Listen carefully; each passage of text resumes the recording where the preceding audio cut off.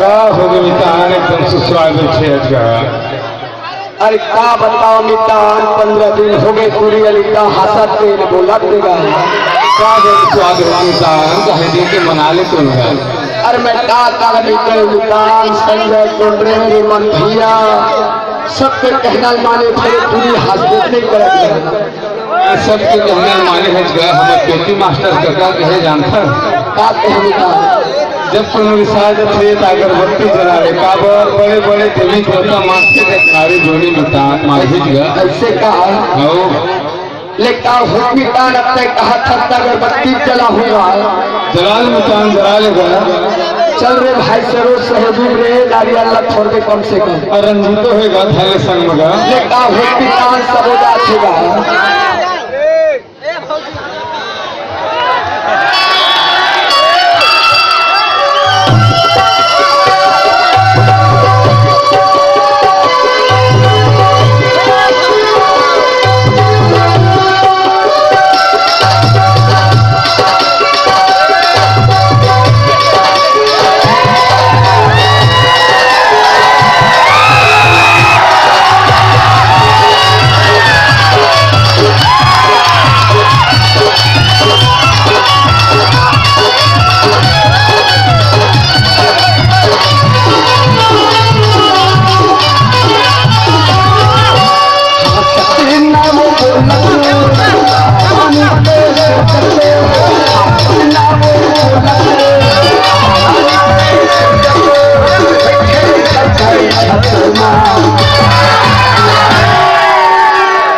अगरबत्ती जलाना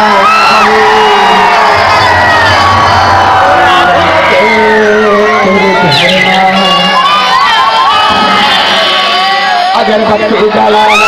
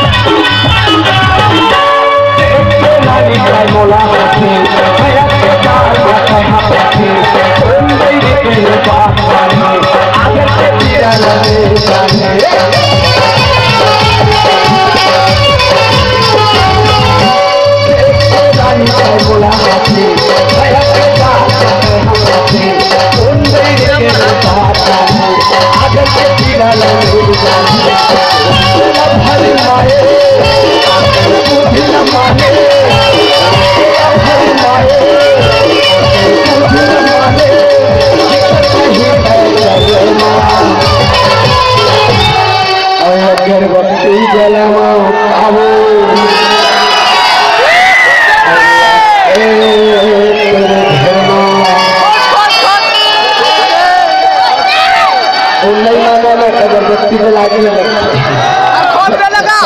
मया हुई ना बिल्कुल एक बार चलेगी हुई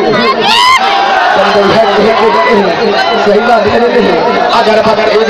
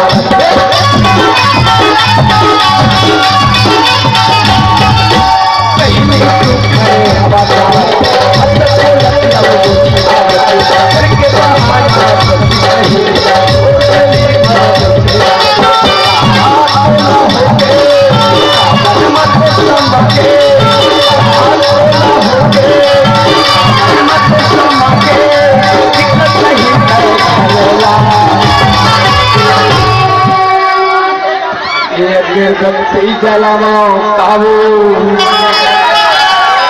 गया के तेरे घर में अगरबत्ती जलाओ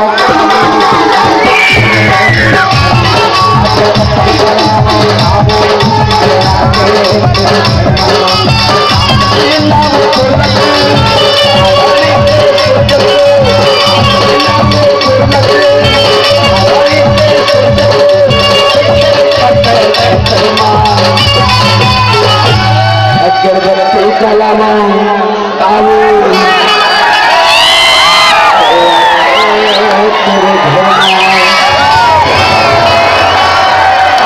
तेरे घर में